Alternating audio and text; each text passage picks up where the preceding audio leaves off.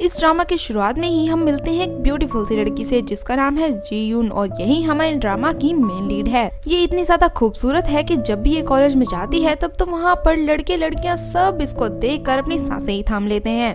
ये जब भी अपने बाल झटकती तब चारों ओर सभी लोग इकट्ठा हो जाया करते और बस इससे एक फोटो लेने की ही रिक्वेस्ट किया करते। न सिर्फ लड़के बल्कि लड़कियां भी इसकी दीवानी थी और वो भी बस इसी के जैसी होना चाहती थी। ये बहुत ज्यादा ब्यूटीफुल है और अपने कॉलेज में पूरी तरह से फेमस है। तभी तो लड़के आते हैं और जीवन से टकरा जाते हैं और बस अब क्या, इस बेचारी का तो सपना ही टूट गया। एक्चुअली जो सीन अभी तक चल रहा था वो इसका सपना था और ये अपने स्कूल में फेमस होना चाहती थी। ये तो इस कॉलेज की एक आम सी लड़की थी और यहाँ पर सब लोग सोशल मीडिया का बहुत ज्यादा यूज किया करते थे और इस बेचारी को सोशल मीडिया के बारे में कुछ ज्यादा पता नहीं था। वो जब भी अपनी कोई फोटो पोस्ट करना चाहती तब उसके बारे में बहुत ज्यादा सोचा करती थी।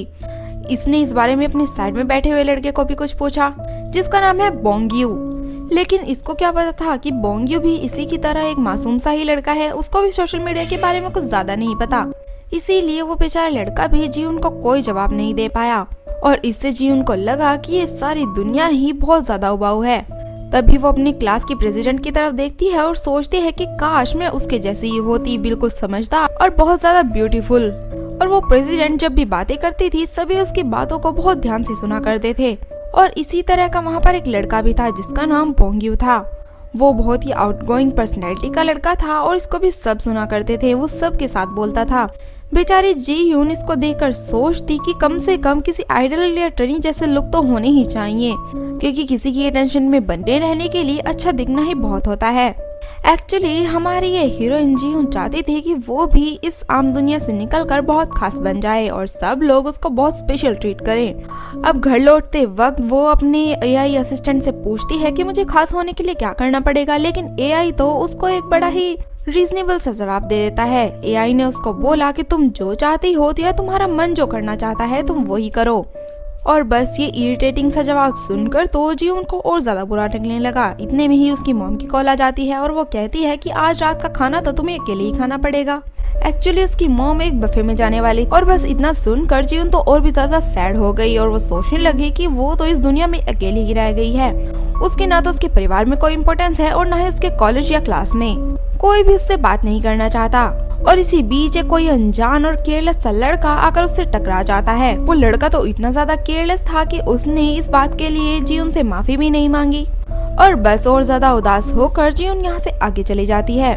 अब हम लोग रात के टाइम जीवन को देखते हैं जहाँ पर वो अपने फोन में स्क्रॉल कर रही थी। तभी उसके दोस्तों के बीच भी बातें चल रही थी जहाँ वो सब एक दूसरे को एनकरेज कर रहे थे, जिसको पढ़कर हमारे जीवन को भी थोड़ी राहत मिल जाती है। लेकिन जब वो सब लोग ऑफलाइन होकर सो जाते हैं तब फिर से हमारे जीवन उसी अकेलेपन में आ जाती है। अब नेक्स्ट डे जीवन से आइडल मिलने के लिए आता है। एक्चुअली उस आइडल का फोन जीवन के पास रह गया था, बस वो उसी को लेने के लिए आया था। और जब वो उसके सामने बैठी हुई थी तब तो उस आइडल में से एक चमक आ रही थी और उसको देखकर जीवन बहुत ही ज्यादा सरप्राइज थी, क्योंकि ये लड़का देखने में ऐसे लग रहा था कि जैसे सारी दुनिया में सबसे हैंडसम लड़का यही हो। आखिर एक आइडल होने के लिए और चाहिए क्या। यहाँ पर इन दोनों का एक ब्रीफ सा इंट्रोडक्शन होता है, लेकिन जीवन को ये समझ में नहीं आया कि एक क्लास में होने के बावजूद भी वो दोनों एक दूसरे को बिल्कुल भी नहीं जानते। अब फोन वापस करने के बाद जीवन ग्राउंड पर जाना चाहती थी, लेकिन उस आइडल ने तो मना ही कर दिया क्योंकि वो वहाँ पर नहीं जा रहा था। इस बात से जीवन थोड़ी सैड तो थी, लेकिन वो अकेले ही ग्राउंड पर चली जाती है और वहाँ पर जाकर वो बहुत खोई खोई सी लग रही थी। एक्चुअली वो उस आइडल की पर्सनैलिटी के बारे में ही सोचती जा रही थी। जीवन तो यहाँ पर ये सब भी सोचने लग जाती है कि काश वो उसकी गर्लफ्रेंड होती। नेक्स्ट जब जीवन क्लासरूम में चली जाती है तब वहाँ पर हंगामा ही मचा हुआ था, सब लोग खड़े थे। एक्चुअली किसी लड़के की लिपस्टिक खो गई थी और यहाँ सभी लोगों को ये लग रहा था कि वो लिपस्टिक हो ना हो जीवन ने चुराई है। और इसकी वजह ये थी कि वो क्लासरूम में सबसे लास्ट में आई। तभी क्लास की प्रेसिडेंट सामने आती है और उसको ये सारी बातें एक्सप्लेन करने के लिए बोलती है। जीवन ने उसको बताया कि भले ही मैं क्लास में बात तक रुकी थी, लेकिन वो लिपस्टिक मैंने नहीं उठाई है और वैसे भी मेरे बाद यहाँ पर आइडल भी तो था, हो सकता है उसने ही चुराई हो। इसको सुनकर वो लड़की तो और ज्यादा भड़क गई और कहने लगी कि तुम आइडल को फंसा रही हो, वो बेचारा तो ऐसा कुछ कर ही नहीं सकता, तुमने ही कुछ किया होगा और तुम ही उसको फंसा रही हो। वो लोग तो बहुत जोर जोर से बोलने लगे, जिससे बेचारे जीवन डर के मारे पीछे ही हट जाती है। लेकिन एकदम पीछे से वो आइडल भी आ जाता है और कहने लगता है कि मैंने ही लास्ट में क्लास को बंद किया था, लेकिन यहाँ पर मुझे कोई सस्पिशियस आदमी दिखा ही नहीं। और बेचारी जीहून तो सच कह रही है, तुम लोगों ने इस पर गलत ही इल्जाम लगाया।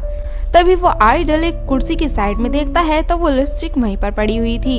इसके बाद सब लोग जीहून से माफी मांगते हैं कि उन्होंने उस पर गलत इल्जाम लगाया। अब ये सारी बातें खत्म हो जाने के बाद, सब होने के बाद क्लास की प्रेसिडेंट जीहून के पास आती है, क्योंकि वो सोच रही थी कि ये सब होने के बाद जीहून तो बहुत ही ज्यादा दुखी होगी। लेकिन जीहून तो बस उस आइडल को देखे जा रही थी, उस बेचारी को तो कुछ भी सुनाई नहीं दे रहा था। तभी वो आइडल जीहून को पुकारता है और तब उसे एहसास हुआ कि ये आइडल तो जीहून का नाम ही गलत ले रहा है। और बस ये सुनकर तो जीहून को काफी ज्यादा बुरा फील हुआ।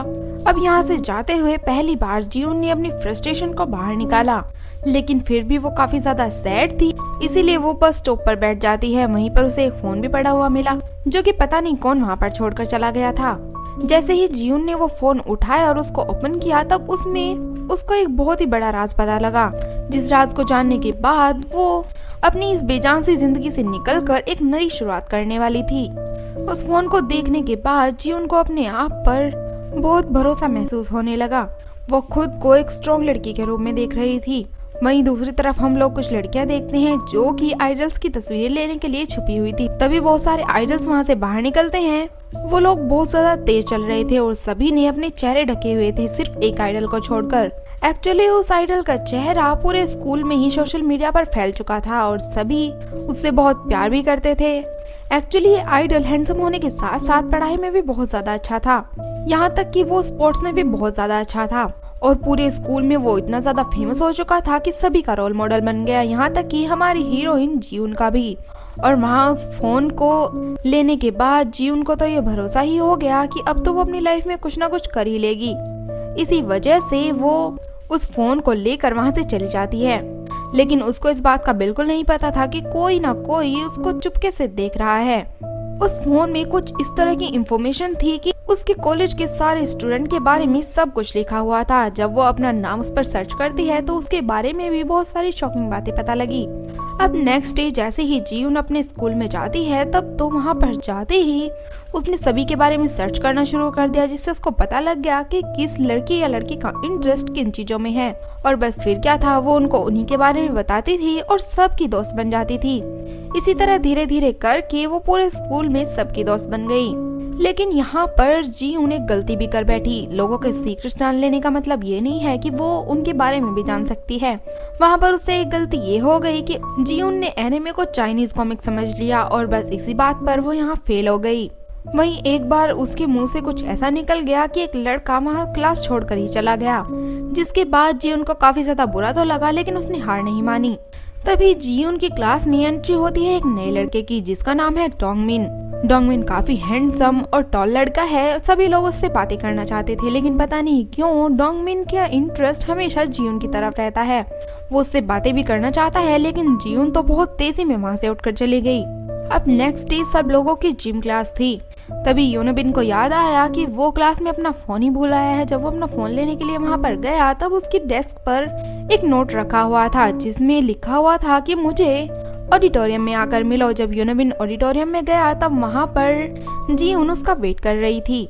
एक्चुअली जीहून उससे कुछ इम्पोर्टेंट बात करना चाहती थी। हाल ही में एक वीडियो वायरल हुई थी जहाँ पर एक लड़का अंधेरे में बहुत बुरी तरह से गा रहा था और बहुत बुरी तरह से ही नकलें भी उतार रहा था, लेकिन उस वीडियो में उसका कोई चेहरा नहीं दिखा। जीहून ने उस फोन से पता लगा लिया कि वो कौन है। एक्चुअली वो लड़का कोई और नहीं बल्कि यूनबिन ही था। जीहून यही चाहती थी कि यूनबिन इस बात को मान ले, लेकिन यूनबिन बात को मानने के लिए इनकार ही कर देता है और बस अनजान बनने की कोशिश करने लगता है। अब जैसे ही यूनबिन अपना पीछा छुड़ाकर वहाँ से जाने वाला था कि तभी जीहून ने वो वीडियो स्टार्ट कर दिया और बस यूनबिन एकदम से वहीं पर ही रुक जाता है और पीछे आकर जल्दी से जीहून का मुंह बंद कर देता है।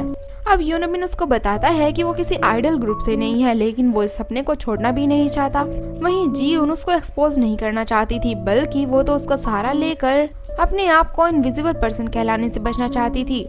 उसकी ये बात सुनकर यूनबिन वापस क्लास में आ जाता है। अभी वो क्लास में बैठा हुआ सोच ही रहा था कि तभी जीहून उसके पास आ जाती है, क्योंकि वो उसको अभी भी कुछ कहना चाहती थी। लेकिन यूनबिन उसको कमरे से बाहर ले जाता है। फिर वो दोनों एक खाली कमरे में चले जाते हैं और आगे चलकर यही रूम इन दोनों के मिलने का स्पॉट बन जाएगा, क्योंकि इन दोनों के पास ही कुछ न कुछ एक दूसरे को कहने के लिए है। ये कुछ ऐसे राज थे कि इनको वो किसी और को बता नहीं सकते थे। अब फाइनली यूनबिन उसकी सारी शर्तें मान लेता है और ये दोनों एक फेक रिलेशनशिप में आने के लिए तैयार हो जाते हैं। यहीं पर जीयून ने यूनबिन को सिखाया कि कैसे एक रोमांटिक और अटेंशन गेटिंग कन्फेशन किया जाए और किस तरह से जीयून सारे स्कूल में उसकी अटेंशन पा सकती है। और इसकी शुरुआत होगी अगले दिन सुबह की पहली क्लास के साथ, जब जीयून क्लास में उसका इंतजार कर रही होगी। फिर यूनबिन क्लास में आकर एक परफॉर्मेंस देगा और थोड़ी देर बाद ही बोर्ड पर अपना लव कन्फेस भी करेगा। फिर जीयून उठेगी और यूनबिन से पेन लेगी और सबके सामने ही अपने लव का जवाब भी दे देगी। एक्चुअली जीयून तो सबके सामने अपने लव को बहुत ज्यादा शो करवाना चाहती थी, लेकिन ये तरीका यूनबिन को बिल्कुल भी पसंद नहीं आया। उसे लगा कि ये सब करने के बाद वो सबके सामने बहुत ज्यादा शर्मिंदा हो जाएगा। इस बात को सुनकर जीयून उसको एक और ऑप्शन दे देती है, जहाँ पर वो गेम के ग्राउंड में उसके सामने लव कन्फेस करेगा। तभी जीयून उसको बताती है कि तुम मेरे पास आओगे पानी की बोतल लेने के लिए, लेकिन वहाँ पर आते ही तुम ये कहोगे कि मुझे मेरी जरूरत की चीजें नहीं चाहिए, बल्कि चाहिए तो सिर्फ जीहुन। इतना ही काफी था लोगों का ध्यान खींचने के लिए। लेकिन बेचारे यूनबिन को तो उसकी कोई भी आइडिया बिल्कुल भी समझ में नहीं आ रहे थे। उसको ये सभी आइडियाज बिल्कुल आउटडेटेड लगे, इसीलिए वो बोलता है कि मैं अपना तरीका ही अपनाऊंगा। उसके कहने पर जीयून भी आसानी से मान लेती है। जीयून का असली मकसद तो सिर्फ पॉपुलर होना था। फिर यूनबिन चाहे कुछ भी करे। फिर रात के टाइम जीयून अपने घर पर बैठी हुई कन्फेशन वीडियोस देख रही थी। उसको तो बहुत ही ज्यादा एक्साइटमेंट हो रही थी और बहुत ही बेसब्री से वेट कर रही थी उस दिन का जब उसको यूनबिन प्रपोज करेगा। साथ ही वो खुद को भी बहुत अच्छे तरीके से तैयार करना चाहती थी ताकि वो यूनबिन के लायक बन सके। वहीं दूसरी तरफ बेचारा यूनबिन भी इस दिन की काफी तैयारी कर रहा था। वो बार बार रिहर्सल कर रहा था कि किस तरह से वो जीयून को प्रपोज करेगा। वो आई लाइक यू कहता तो है, लेकिन उसको ये सब ड्रामेबाजी लगी और वो यही सोच रहा था कि कहीं ये करने के बाद वो फंस तो नहीं जाएगा, क्योंकि ये सब उसको बिल्कुल नेचुरल नहीं लगा। वहीं दूसरी तरफ जीयून को एक और बात पता लगती है कि डोंगमिन, वो जो नया स्टूडेंट आया था, वो एक ही दिन में बहुत ज्यादा फेमस हो गया और उसने तो अपनी बातों से बहुत सारी लड़कियों का दिल भी जीत लिया था। अब जीयून तो डोंगमिन के बारे में ही सोचने लग जाती है कि काश वो भी उसी की तरह होती। फिर वो उस फोन में डोंगमिन का नाम सर्च करती है, लेकिन उसको तो डोंगमिन का कुछ अता पता मिलता ही नहीं। वो सोचती है कि शायद डोंगमिन सोशल मीडिया इस्तेमाल ही नहीं करता होगा। उस बेचारे को तो ये भी नहीं पता था कि वो इतना ज्यादा पॉपुलर हो चुका है। एक्चुअली जीयून तो उसकी पॉपुलैरिटी का एक हिस्सा चाहती थी, लेकिन अब तो सब कुछ खत्म ही हो गया था।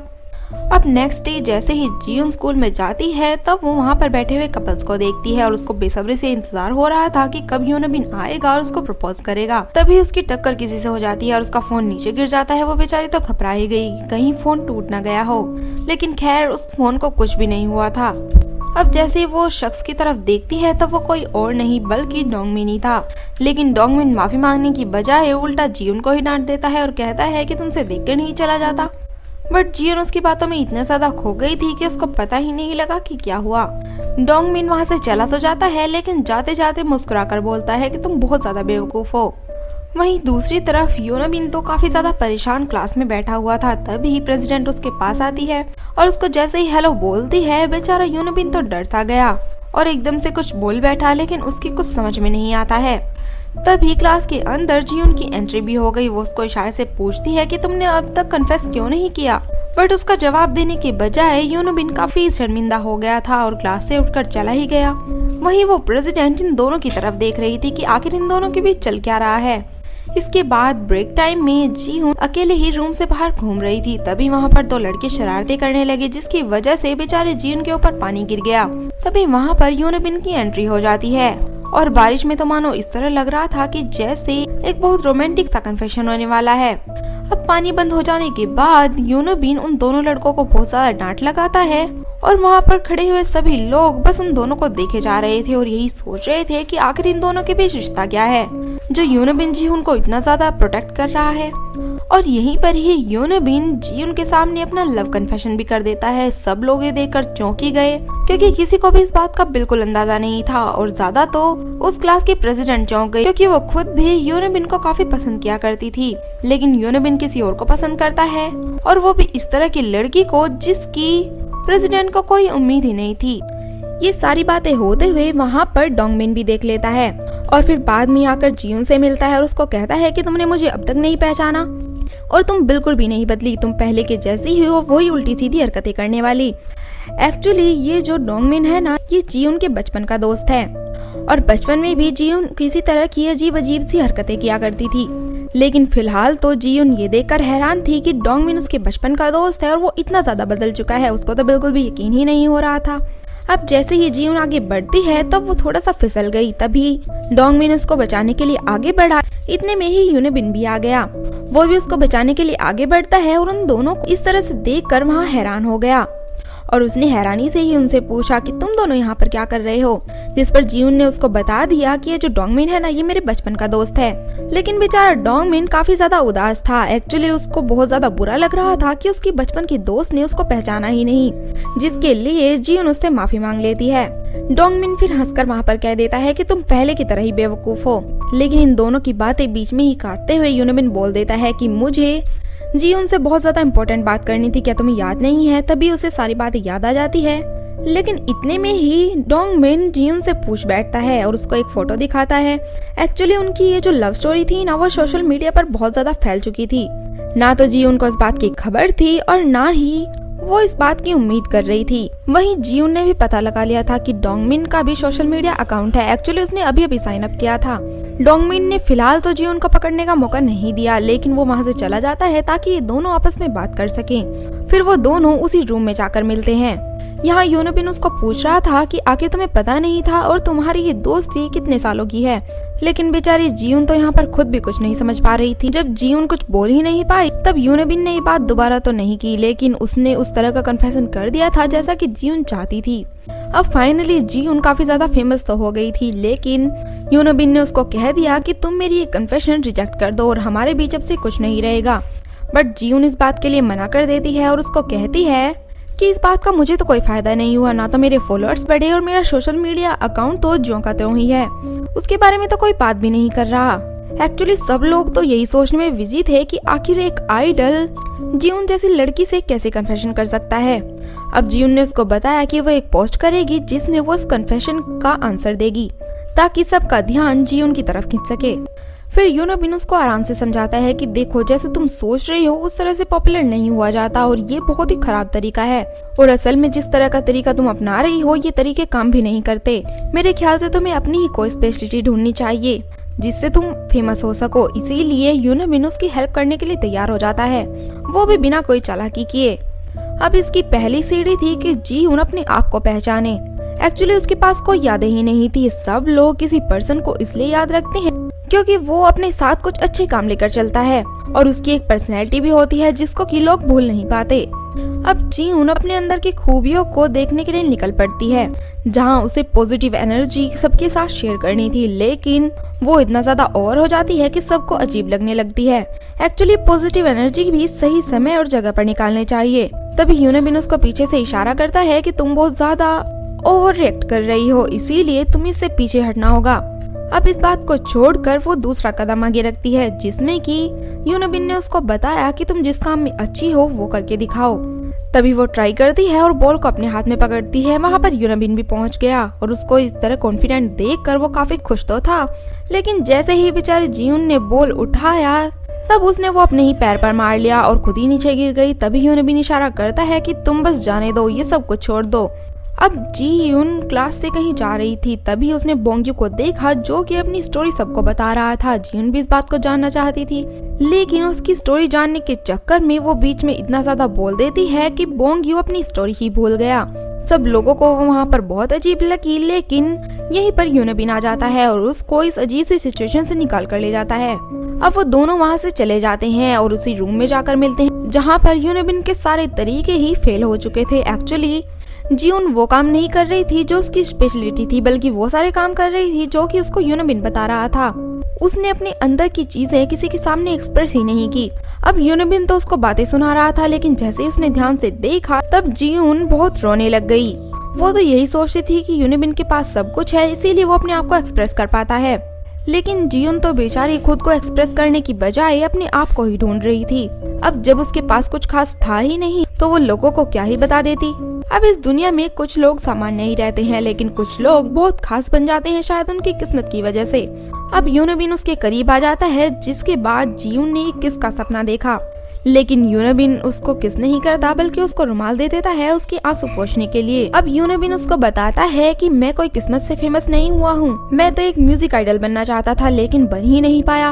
वो कहता है कि मैं आइडल यूनबिन फेमस इसलिए हुआ था क्योंकि वो झूठ बोल रहा था और उसे भी हमेशा यही डर सताता था कि कहीं ये झूठ सबको पता न लग जाए और वो दोबारा से जियून की तरह ही एक आम इंसान न बन जाए। वो फिर उसको बहुत समझाता है कि तुम फेमस हो जाओगी, लेकिन इसके लिए तुम्हें बहुत कॉन्फिडेंस दिखाना होगा। अब नेक्स्ट सीन में हम यूनबिन को सड़क से जाते हुए देखते हैं, जहाँ पर वो उसी फोन से एक और मैसेज देख रही थी।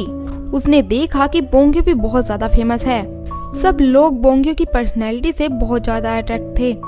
तभी जियून अपने सामने देखती है, तब वहाँ से बोंग्यो जा रहा था और कुछ लोग उसको काफी ज्यादा परेशान कर रहे थे, लेकिन बोंग्यो का एक ऐसा राज था जिसको कोई भी नहीं जानता था। अब नेक्स्ट डे हम लोग जियून को उसकी क्लास में देखते हैं। आज वो बहुत ही ज्यादा खुश लग रही थी और काफी फ्रेश भी लग रही थी। तभी उसके पीछे डोंगमिन बैठा हुआ था और उसके साथ शरारत करने की सोच रहा था और वो स्टिकी नोट पर एक चेहरा बना देता है। इससे पहले कि डोंगमिन उसको स्टिकी नोट देता, तभी जियून के पास उनकी क्लास प्रेसिडेंट आ गई। एक्चुअली वो ये सोच रही थी कि आखिर यूनबिन ने सिर्फ जियून को ही क्यों चुना। वह जियून को जानना चाहती थी, इसीलिए वो जियून के सामने बहाना बना देती है कि वो हॉटपॉट खाने जा रही है, क्या तुम भी उसके साथ चलोगी। और ये सुनकर जियून तो एकदम से खुश हो गई। उसके लिए इससे अच्छी बात और क्या थी। अब स्कूल खत्म होने के बाद जैसे ही सब लोग वहाँ से जा रहे थे, तभी डोंगमिन जियून के पीछे पीछे आ गया और उसके गालों पर ऐसे ही उंगली लगाने लगा जिस तरह वो सिर्फ बचपन में छेड़ा करता था। लेकिन ये बात जियून को ज्यादा पसंद नहीं आई, इसीलिए उसने कहा कि मुझे बेवकूफ कहना बंद करो। लेकिन इस बात पर डोंगमिन हंस दिया क्योंकि वो पहले के जैसे ही कर रही थी जैसे वो बचपन में किया करती थी। अब जियून तो अच्छे मूड में थी क्योंकि उसे प्रेसिडेंट के साथ हॉटपॉट खाना था, इसीलिए वो डोंगमिन की बातों को थोड़ा इग्नोर कर देती है और वहाँ से चली जाती है। अब डोंगमिन जियून के पीछे पीछे जा रहा था, जिस चीज को लेकर जियून थोड़ा शर्मिंदा हो गई। एक्चुअली डोंगमिन खुद भी बहुत सीधा साधा था और वो यही चाहता था कि जियून भी बुरे लोगों से बची रहे। वहीं बोंग्यो उन दोनों को देखकर ऐसा सोच रहा था जैसे इन दोनों के बीच कुछ न कुछ चल रहा हो और शायद हो सकता है कि डोंगमिन जियून को पसंद करता है। वहीं पर यूनबिन भी खड़ा हुआ था। अब डोंगमिन उसको कहता है कि आखिर तुम जियून को क्यों पसंद करते हो, मुझे इसकी क्वालिटी तो बताओ। लेकिन इस बात पर बेचारा यूनबिन चुप रह गया और वहाँ से अपने ऑडिशन देने का बहाना बनाकर चला गया। लेकिन डोंगमिन को यूनबिन का एक राज भी पता था। एक्चुअली डोंगमिन खुद एक आइडल ग्रुप का मेंबर था और उस दिन यूनबिन सिर्फ कंपनी के आसपास घूम रहा था, वो ऑडिशन देने के लिए नहीं गया। इसीलिए डोंगमिन ने उसका रास्ता रोक लिया और उससे कहने लगा कि क्या तुम्हें ऑडिशन जाना था इसीलिए। लेकिन यूनबिन वहाँ से बचकर जाने की कोशिश करने लगा। तभी डोंगमिन उसको बता देता है कि वो जानता है कि यूनबिन कोई आइडल नहीं है। एक्चुअली उसके हैंडसम होने की वजह से उसके दोस्तों ने ही उसको ये आइडल का टैग दिया था और वो भी इससे बहुत ज्यादा खुश था क्योंकि वो भी फेमस होना चाहता था, इसीलिए उसने भी इस बात को नकारा नहीं। अब धीरे धीरे सभी को इसकी आदत पड़ गई और यूनबिन भी अपने इस फेम को खोने से डरने लगा। अभी यूनबिन यही सोच रहा था कि आखिर डोंगमिन उसका राज कैसे जान गया, कहीं जियून ने उसको बता तो नहीं दिया। इसलिए बस वो उससे मिलने की कोशिश करने लगता है कि किसी तरह से मैं उसको जाकर पूछ लूं। वहीं दूसरी तरफ जियून तो प्रेसिडेंट के साथ बैठकर डिनर कर रही थी। इन दोनों के साथ यहाँ पर बोंग्यो भी बैठा हुआ था। एक्चुअली बेचारे जियून ने इस तरह पहले कभी खाना नहीं खाया था और वो प्रेसिडेंट उसको इसके लिए एनकरेज कर रही थी कि तुम्हें इस तरह बाहर आकर खाना खाना चाहिए। तभी बोंग्यो के पास एक मैसेज आता है और वो वहाँ से बाहर चला जाता है। वहीं प्रेसिडेंट जियून से यही जानने की कोशिश कर रही थी कि आखिर उसके पास ऐसा क्या राज है जो यूनबिन उसका बॉयफ्रेंड बन गया है। अब बेचारी जियून भी क्लास प्रेसिडेंट के सवालों से बचना चाहती थी, इसीलिए उसने कहा कि प्लीज आप खाना खाइए ना। तभी बाहर से बोंग्यो आता है और उनको बाय बोलकर चला जाता है कि प्लीज तुम दोनों खाना एंजॉय करो। अब जियून को प्रेसिडेंट के सवालों से बचने का और कोई रास्ता नहीं पाया, इसीलिए वो बाथरूम का बहाना करती है और बोंग्यो को देखकर उसके पीछे पीछे ही चली जाती है। जहाँ पर जियून ने छुप कर देखा कि बोंग्यो को तो उसके सीनियर्स बहुत परेशान कर रहे थे और उससे पैसे भी मांग रहे थे। बेचारा बोंग्यो इन सीनियर्स से बहुत ज्यादा डरा करता था। उसने हिम्मत करके अपनी बात बोलनी तो चाहिए, लेकिन वो सीनियर्स उसको फिर से बुली करने लगे और उसको जबरदस्ती पैसे ही मांगने लग गए। लेकिन पीछे से जीउन एकदम से बोल पड़ी कि तुम्हें ऐसा नहीं करना चाहिए, तुम्हें क्या जरूरत है इन लोगों को पैसे देने की। बट बीच में ही वो सीनियर बोल पड़े कि ये बोंग्यू तो बहुत ज्यादा डरपोक है। उनमें थोड़ी सी बातें होती है और सीनियर वहाँ से चली जाती है। अब जीउन बोंग्यू के पास जाती है और उसको पूछती है कि तुम इनसे बुली क्यों हो रहे हो। लेकिन फिलहाल बोंग्यू को बहुत ज्यादा गुस्सा आ रहा था। वो अपने सीनियर्स को भी बहुत कुछ कह देता है और साथ में जीउन पर भी गुस्सा करता है। नेक्स्ट डे जब ये स्कूल में गए तब वहाँ पर बोंग्यू तो उससे बात ही नहीं करना चाहता था। जीउन उसका राज जानने के बाद यही सोच रही थी कि अब तो वो बोंग्यू के करीब आ जाएगी, लेकिन बोंग्यू तो उससे गुस्सा ही कर गया और इस बार भी वो बेचारी फेल हो गई। अब वो यूनिबिन को कहती है कि तुम मेरी इस बारे में मदद क्यों नहीं करते, लेकिन यूनिबिन भी उससे कोई बात नहीं करना चाहता था। बेचारी जीउन को तो ये समझ में ही नहीं आ रहा था कि आखिर हो क्या रहा है। यूनिबिन जीउन से तो बात नहीं कर रहा था, लेकिन क्लास प्रेसिडेंट के साथ बहुत ज्यादा क्लोज हो रहा था। जब जीउन ने उसको पूछा कि क्या तुम मुझसे नाराज, इस बात पर भी यूनिबिन ने उसको कुछ नहीं कहा। अब यूनिबिन जीउन को इग्नोर करते हुए बोंग्यू को वहाँ से लेकर बाहर चला जाता है। ये सब डोंगमिन ने भी देख लिया था। वो सोच रहा था कि जीउन आज काफी ज्यादा उदास है, इसीलिए वो उसके पास जाता है और उसको बाहर लेकर चला जाता है। जहाँ डोंगमिन ने उससे पूछा कि आखिर तुम यूनिबिन को पसंद क्यों करती हो, वो बहुत ज्यादा हैंडसम है या फिर फेमस है या फिर आइडल ट्रेनी। डोंगमिन थोड़ा गुस्से में लग रहा था क्योंकि उसको लगा कि शायद यूनिबिन जीउन को धोखा दे रहा है और वो नहीं चाहता था कि जीउन किसी से भी धोखा खाए। जीउन को सारी बातें समझ में तो आ रही थी, लेकिन फिर भी वो काफी ज्यादा दुखी थी और वो डोंगमिन को कहती है कि क्या मैं बहुत बुरी इंसान हूँ, और काफी ज्यादा दुखी महसूस करने लगी। तभी डोंगमिन उसको समझाने की कोशिश करता है कि प्लीज औरों की फीलिंग्स को अपने ऊपर मत हावी होने दो। एक्चुअली डोंगमिन जीउन को काफी पसंद करता था, लेकिन उसमें इतनी हिम्मत नहीं हो रही थी कि वो जीउन को कह सके। इसीलिए वो बस एक अच्छे दोस्त की तरह जीउन को सलाह देता है कि तुम्हें बुरे लोगों से दूर रहना चाहिए और प्लीज तुम अपनी प्रेजेंस मत खो। अब यहीं पर ही डोंगमिन के थ्रू जीउन को पता लगता है कि यूनिबिन उससे बात क्यों नहीं करना चाहता। एक्चुअली यूनिबिन को लगा था कि वो जो आइडल वाली बात है वो जीउन ने ही डोंगमिन को बताई, लेकिन ऐसा तो कुछ भी नहीं था। इसीलिए वो यूनिबिन को समझाने के लिए भाग गई। अब जीउन यूनिबिन को मैसेज कर देती है कि मैं तुमसे मिलना चाहती हूँ, लेकिन जब जीउन और डोंगमिन बात कर रहे थे तब यूनिबिन ने उनकी बातें सुन ली थी, इसीलिए आगे कुछ सुनने को रहा ही नहीं और वो उससे मिलने के लिए भी नहीं गया। वहीं जीउन रात को भी उसे कॉल किए जा रही थी, लेकिन वो कॉल उठाता ही नहीं। और जब जीउन उसी फोन को देखती है तब उसमें एक मैसेज आया जिसमें लिखा हुआ था कि कोई तो है जो यूनिबिन का राज खोलने वाला है। अब नेक्स्ट डे जीउन यूनिबिन से बात करना चाहती थी, लेकिन यूनिबिन ने जैसा कि सारी बातें सुन ली थी, इसलिए उसको कोई फर्क नहीं पड़ता था और वो जीउन से बात भी नहीं करना चाहता था।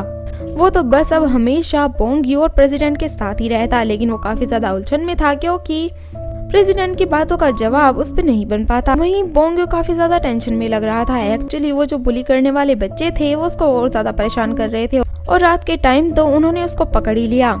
उन सीनियर्स में जो मेन था वो उसको बहुत ज्यादा डांटता है कि उसने उनकी बात क्यों नहीं मानी।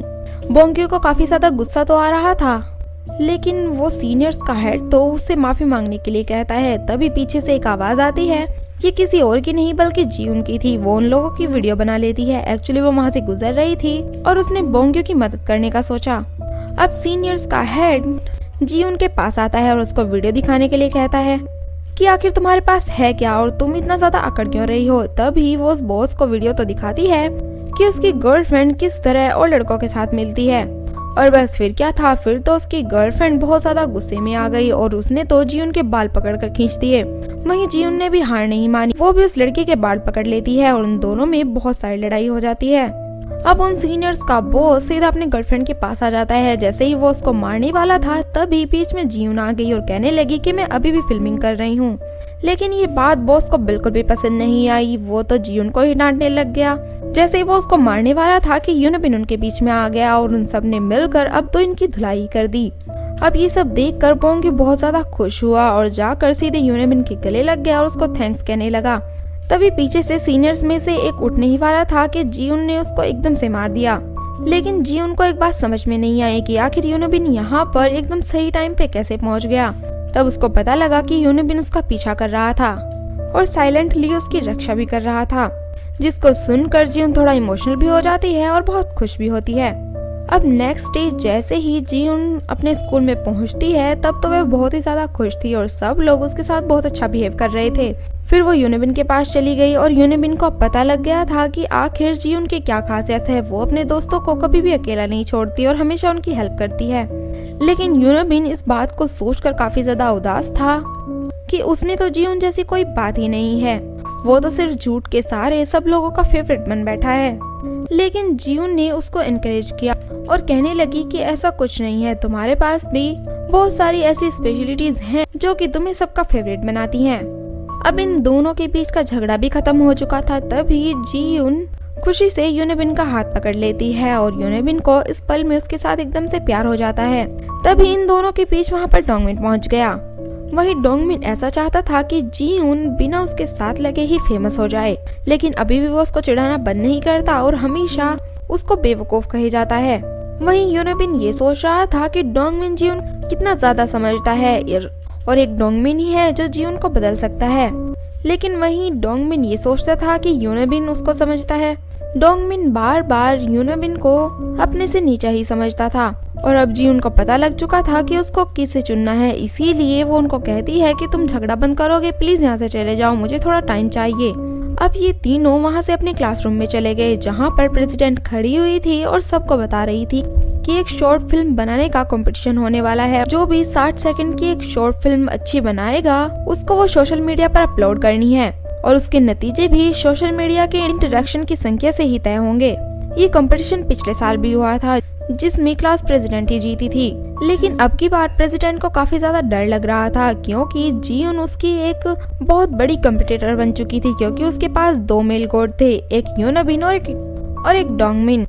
अब ये तीनों उसी रूम में जाकर मिले जहाँ पर जीउन ये चाहती थी कि ये दोनों जीउन की हेल्प करें वो कंपटीशन जीतने के लिए, लेकिन उन दोनों ने ही मना कर दिया और वो कहने लगे कि अगर जीउन इसको अकेली करेगी तो वो ज्यादा अच्छा रहेगा। जीउन को अपने लास्ट ईयर की याद आ गई। पिछले साल उसने काफी अच्छा डांस किया था और वो वीडियो पोस्ट की थी, लेकिन उस पर कोई व्यूज ही नहीं आए। एक्चुअली जीउन अब की बार एक साथी चाहती थी। अचानक से डोंगमिन ने अपना बिहेव चेंज कर दिया और वो कहने लगा कि मैं इसका मेंटर बनूंगा। तभी यूनिबिन उसके साथ कंपटीशन करना चाहता था। अब इसके बाद तो जीउन अपने आप पर बहुत ज्यादा प्राउड महसूस करने लगी और काफी ज्यादा खुश भी दिख रही थी क्योंकि 2 लड़के उसके लिए लड़ रहे थे। वो कहने लगी कि मैं मानती हूँ मैं सुंदर हूँ, लेकिन तुम दोनों को मेरे लिए लड़ने की कोई जरूरत नहीं है। यही जीउन ने फैसला किया कि वो दोनों ही उसके मेंटर बने, लेकिन ये दोनों एक टीम में बिल्कुल नहीं होना चाहते थे। लेकिन बेचारी जीउन को तो कुछ समझ में ही नहीं आया। वो वहाँ से परेशान होकर क्लासरूम में चली जाती है और बस टेंशन में आ जाती है कि वो किसको अपना साथी चुने। तभी बोंगयू क्लासरूम में एंटर करता है और जीउन को लगता है कि क्यों ना वो बोंगयू के साथ ही शॉर्ट फिल्म बना दे, लेकिन जैसे उसने पूछा तब तो बोंगयू ने अपना साथी पहले ही चुन लिया था। तभी क्लास प्रेसिडेंट उसके पास आती है। तभी जीउन ने तो काफी खुश होकर पूछा कि क्या तुम मेरे साथ शॉर्ट फिल्म बनाओगी, लेकिन क्लास प्रेसिडेंट ने तो उसके साथ बहुत ही बुरा बिहेव करके दिखाया। वो तो झूठ मूठ में उसकी फ्रेंड बनने की कोशिश कर रही थी। अब इसके बाद यूनिबिन को म्यूजिक कंपनी में चिकन डिलीवर करना था। तभी उसकी मुलाकात एकदम से डोंगमिन के साथ हो गई। डोंगमिन यही सोच रहा था कि शायद यूनिबिन यहाँ पर अपने फेम के सहारे घूम रहा है, इसीलिए उसने उसे क्लियर मना कर दी कि तुम्हें जीउन के ज्यादा करीब नहीं जाना। तब यूनिबिन ने उसको कहा कि क्यों मैं उसके करीब क्यों नहीं जा सकता, क्योंकि मैं झूठ बोल रहा था।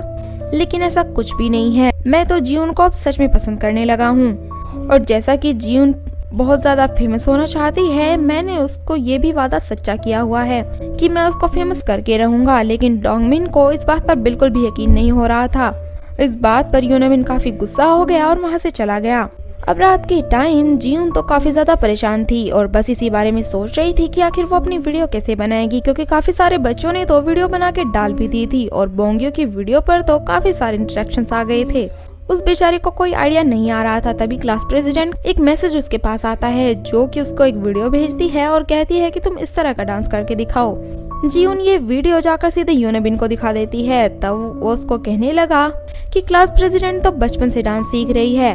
वो डांस काफी ज्यादा टफ था और वो कहने लगा कि जीउन तुम तो अभी डांस सीख ही रही हो, इसलिए तुमसे ये डांस हो पाना तो काफी ज्यादा मुश्किल है और 2 दिन में तो तुम ये बिल्कुल नहीं कर सकती।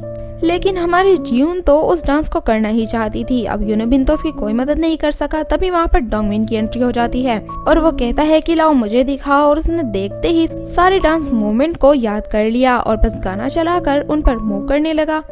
अब डोंगमिन ने जीवन को वो सारे मूवमेंट सिखा दिए और डांस सीखने के बाद जीवन सीधा प्रेसिडेंट के पास चली गई।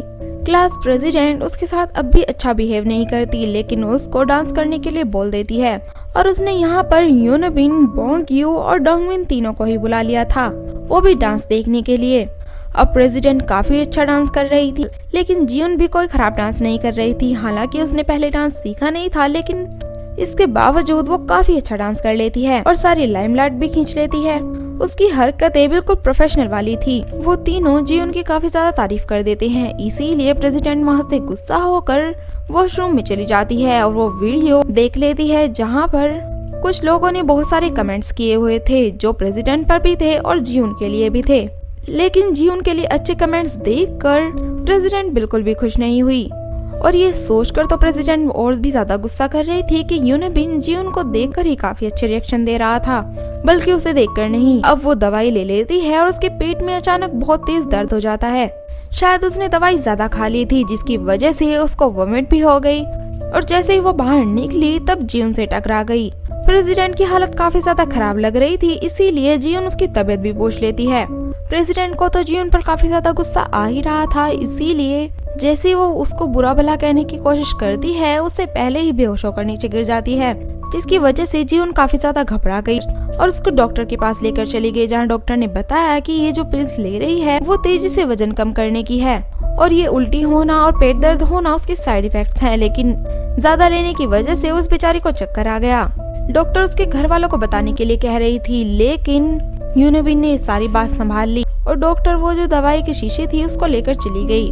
अब यूनबिन को एक कॉल आ जाता है और वो कॉल सुनने के लिए चला जाता है। तभी जीवन अंदर चली गई क्योंकि वो प्रेसिडेंट का ख्याल रखना चाहती थी, लेकिन प्रेसिडेंट तो अपने घर जाने की तैयारी में थी और उसको कहने लगी कि प्लीज तुम मुझसे दूर ही रहो। वो जीवन को बिल्कुल भी पसंद नहीं करती थी। क्लास प्रेसिडेंट काफी ज्यादा गुस्से में थी और जीवन को वहाँ पर छोड़कर चली गई, लेकिन अभी भी जीवन को बिल्कुल समझ में नहीं आया कि आखिर उसकी क्या गलती थी, उसने तो ऐसा कुछ किया भी नहीं था।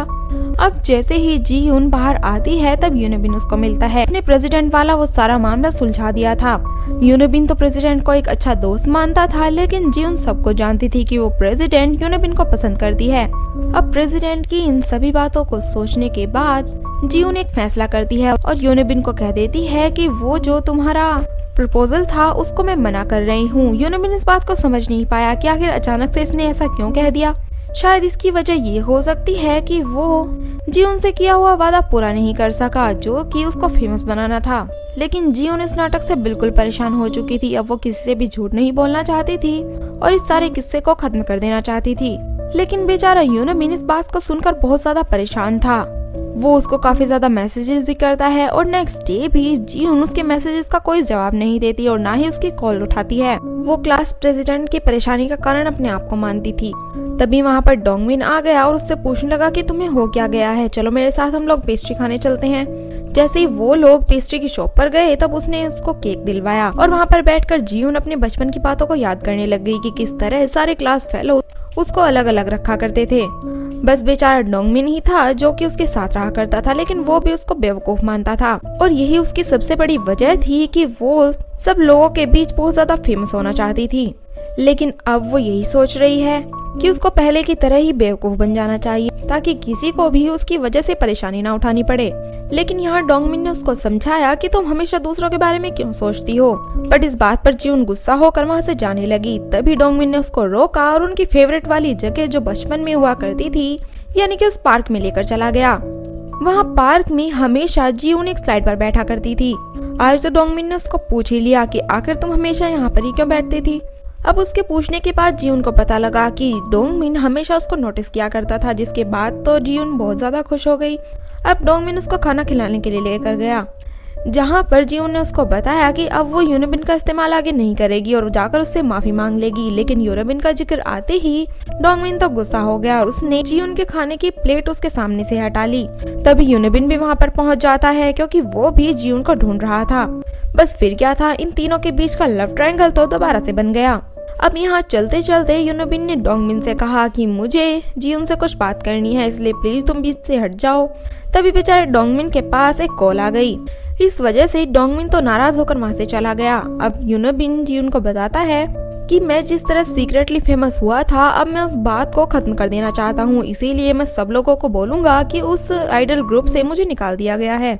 जियून भी उसको कह देती है कि मैं भी तुम्हें अपनी परेशानी से निकालना चाहती हूँ। और नेक्स्ट डे जब ये सब लोग कॉलेज जाते हैं तब वहाँ पर जाते ही पता लगता है कि वो आइडल ग्रुप अब बहुत जल्दी ही डेब्यू करने वाला है। सब लोग तो यही सोच रहे थे कि यूनबिन भी उसमें होगा, लेकिन यूनबिन तो प्लान बना रहा था कि उन लोगों ने मुझे उस आइडल ग्रुप से निकाल दिया। अब जियून क्लास प्रेसिडेंट को ढूंढती हुई उसके पास आती है और जाकर उससे माफी भी मांग लेती है और कहती है कि मेरा और यूनबिन का कपल बनने वाला वो किस्सा बिल्कुल झूठ था, हम दोनों बस एक नाटक कर रहे थे, मैं तुम दोनों के बीच में आई इसलिए मुझे माफ कर देना। अब इस बात पर प्रेसिडेंट को थोड़ा गुस्सा तो आ रहा था, लेकिन वो ये सोचे जा रही थी कि आखिर इस बात का जियून को कैसे पता लगा कि मैं यूनबिन को पसंद करती हूँ। तभी उसको याद आया कि ये जो जियून है ना, ये हमेशा एक सीक्रेट फोन लिया करती है जिसमें सब लोगों की सारी इन्फॉर्मेशन है। अब तो क्लास प्रेसिडेंट जियून के पीछे ही पड़ गई और ये सीक्रेट जानने की कोशिश करने लगी। अब जियून क्लास में आ जाती है जहाँ सब लोगों के बीच यही बातें चल रही थी कि वो जो आइडल वाला ग्रुप है वो जल्दी ही डेब्यू करने वाला है और उसमें यूनबिन भी होगा। लेकिन तभी एक पोस्ट वायरल हो जाती है जिसमें लिखा हुआ था कि नई आइडल ग्रुप में सिर्फ 5 लोग होंगे और वो पांचों भी 3rd ईयर के सीनियर्स होंगे, उनमें कोई भी जूनियर नहीं होगा। जबकि बेचारा यूनबिन तो 1st ईयर का ही है। बोंग्यू तो बहुत ज्यादा एक्साइटेड हो रहा था क्योंकि उसने यूनबिन का ऑटोग्राफ भी ले लिया था, लेकिन अब वो काफी ज्यादा उदास हो गया। एक्चुअली ये पोस्ट जियून ने की थी और इस पोस्ट को करते हुए उसको क्लास प्रेसिडेंट देख लेती है और उसके सीक्रेट को जान लेती है। अब जियून अकेले ही एक रूम में बैठे हुए उस फोन का यूज कर रही थी। तभी वहाँ पर क्लास प्रेसिडेंट आ जाती है और उसको रंगे हाथों पकड़ लेती है। बेचारे जियून वहाँ से भागती तो है, बट क्लास प्रेसिडेंट ने उसको रोक लिया और कहने लगी कि तुम यहाँ पर इस फोन के साथ क्या कर रही हो और क्या यही वजह है कि यूनबिन ने तुमको प्रपोज किया था। जियून हाँ कर देती है। अब क्लास प्रेसिडेंट उससे फोन छीन लेती है और वहाँ से चली जाती है, लेकिन जियून काफी ज्यादा घबरा गई कि कहीं ये बात बाहर ना आ जाए तो वो बहुत ज्यादा बदनाम हो जाएगी और सब लोग उससे दोस्ती छोड़ देंगे। अब यूनबिन अपनी एक वीडियो बनाता है और सब लोगों को कहता है कि वो जो मेरा आइडल ग्रुप वाली बात थी वो बिल्कुल झूठी थी और इस वीडियो को पोस्ट कर देता है। वहीं दूसरी तरफ वो जो आइडल वाला ग्रुप था वो कल ही डेब्यू करने वाला था और उसमें सबसे पहला नाम किसी और का नहीं बल्कि डोंगमिन का होता है। इस बात से डोंगमिन बहुत ज्यादा घबरा गया क्योंकि वो अपने कॉलेज में फेमस नहीं होना चाहता था। अब नेक्स्ट डे पूरे कॉलेज में ये बात फैल गई कि डोंगमिन उस आइडल ग्रुप का मेंबर है और जल्द ही वो लोग डेब्यू करने वाले हैं। सब लोग बहुत ही ज्यादा खुश थे, लेकिन जियून अब डोंगमिन को ढूंढ रही थी। तभी उसके पास प्रेसिडेंट आ जाती है और उसको अकेले में लेकर चली जाती है। अब तो वो क्लास प्रेसिडेंट सबको जान चुकी थी। जियून उससे बहुत रिक्वेस्ट करती है कि प्लीज मेरी ये बात किसी को भी मत बताना। अब क्लास प्रेसिडेंट उसको यूनबिन के गाने वाली वीडियो दिखाती है और कहती है कि अगर ये वीडियो मैंने वायरल कर दी तो यूनबिन पूरे कॉलेज में बदनाम हो जाएगा। जियून ने उसको बहुत मना किया कि प्लीज तुम ऐसा मत करो। एक्चुअली क्लास प्रेसिडेंट चाहती थी कि जियून यहाँ कुछ टाइम के लिए गायब हो जाए और फिर सब लोगों को बहुत ही सामान्य होकर मिले। अब उसने जियून को सोचने का टाइम दिया और वहाँ से चली गई। अब जियून तेजी से आगे बढ़ती है और यूनबिन को धक्का देकर नीचे गिरा देती है और फोन उठाकर वहाँ से भाग जाती है। वहाँ से भागती हुई वो डोंगमिन से टकरा गई। अब डोंगमिन बेचारा तो सिर्फ इसलिए सेलिब्रिटी बना था ताकि वो जियून का ध्यान अपनी तरफ खींच सके, लेकिन जियून तो यूनबिन के बारे में ही सोच रही थी और उसको ढूंढती हुई आगे निकल जाती है। बेचारी डोंगमिन पर कोई ध्यान ही नहीं देती, लेकिन डोंगमिन ने उसे भागते हुए पकड़ लिया और उससे पूछने लगा कि तुम यूनबिन की इतनी ज्यादा चिंता क्यों कर रही हो। जियून ने कहा कि आखिर वो मेरा सच्चा दोस्त है इसलिए, लेकिन डोंगमिन को ऐसा नहीं लगता था। वो यही सोचता था कि जियून यूनबिन को पसंद करती है, बट फिलहाल जियून के पास समझाने का टाइम नहीं था, इसीलिए वो जल्दी वहाँ से भाग जाती है। वो सीधे ऑडिटोरियम में गई जहाँ पर क्लास प्रेसिडेंट, बोंग्यू और यूनबिन तीनों खड़े हुए थे। एक्चुअली क्लास प्रेसिडेंट ने उन दोनों को सारी बातें बता दी थी। वो जियून को बोलने का मौका देती है। तब जियून ने भी सबको सच सच बता दिया कि यही फोन था जिसकी वजह से मैं सब लोगों के सारे राज जानती थी। लेकिन इस बात को लेकर भी क्लास प्रेसिडेंट बिल्कुल भी खुश नहीं हुई। अब बोंग्यू ने सारी बातें सुन ली और वो सोचने लगा कि ये तो कोई भी रीजन नहीं है यूनबिन को बदनाम करने का। लेकिन इससे पहले कि वो लोग कुछ करते, यूनबिन ने तो अपनी वीडियो बनाकर सोशल मीडिया पर डाल ही दी थी। सब लोग उस पर बहुत कमेंट्स कर रहे थे, लेकिन फिर भी आज यूनबिन ने सच बोल ही दिया। अब प्रेसिडेंट को बहुत ज्यादा गुस्सा आ गया और वो वहाँ से चली गई। बोंगी भी उसके पीछे पीछे चला जाता है और यहाँ पर जीउन यूनबिन को कहती है कि तुम्हें खुद को इस तरह बर्बाद करने की क्या जरूरत थी, मैं कोई ना कोई रास्ता तो ढूंढ ही लेती। अब यूनबिन जीउन को समझाता है और कहता है कि मैंने कुछ गलत नहीं किया, सच तो आखिर एक ना एक दिन सारी दुनिया के सामने आना ही था। अब वो सब लोग क्लास में चले जाते हैं। पहले तो पूरी क्लास ही यूनबिन के पीछे लगी रहती थी, लेकिन अब तो सब बस उसकी खिल्लियां उड़ाए जा रहे थे। बोंग्यू और जीउन उन सबको रोकना तो चाहते थे, लेकिन बेचारे कुछ भी नहीं कर सके। अब डोंगमिन वहाँ पर आ जाता है और वो जाकर यूनबिन के साथ फ्रेंड की तरह ही बिहेव करता है, जिस वजह से सब लोग ही रुक गए कि आखिर ये एक आइडल का फ्रेंड है। अब इसी तरह से सेमेस्टर खत्म हो जाता है, लेकिन जो वीडियो यूनबिन ने डाली थी उसी की वीडियो की वजह से यूनबिन को प्राइज मिल गया। अब प्रिंसिपल यही चाहते थे कि यूनबिन इस बारे में कुछ बताए और ये बहुत अच्छा मौका था यूनबिन के लिए, ताकि वो अपने दोस्तों से माफी मांग सके। उसने सब लोगों से माफी मांगी कि मैंने झूठ बोला था, लेकिन एक बात का पता तो मुझे लग गया है कि मेरे जो दोस्त हैं वो बहुत अच्छे हैं, वो मेरे लिए कुछ भी कर सकते हैं। राज तो सभी लोगों के होते हैं, कमजोरियां भी सभी लोगों की होती हैं, लेकिन अच्छा वही होता है जो इन सब चीजों को संभाल सके। और इसी तरह से यूनबिन अपनी स्पीच को खत्म कर देता है। इसको सुनकर सब लोगों की आंखों में आंसू आ गए। अब सब लोग यूनबिन को माफ कर देते हैं। वहीं जीउन ने वो फोन वहीं पर रख दिया जहां से वो उसे मिला था, क्योंकि अब उसे किसी मैजिकल फोन की कोई जरूरत नहीं थी। वो समझ चुकी थी कि दोस्त किस तरह बनाए जाएं। अब जीउन और यूनबिन दोनों बहुत अच्छी तरह से रेडी होते हैं और अपनी फर्स्ट डेट पर जाते हैं और इसी तरह से हमारे इस ड्रामा की हैप्पी एंडिंग हो जाती है।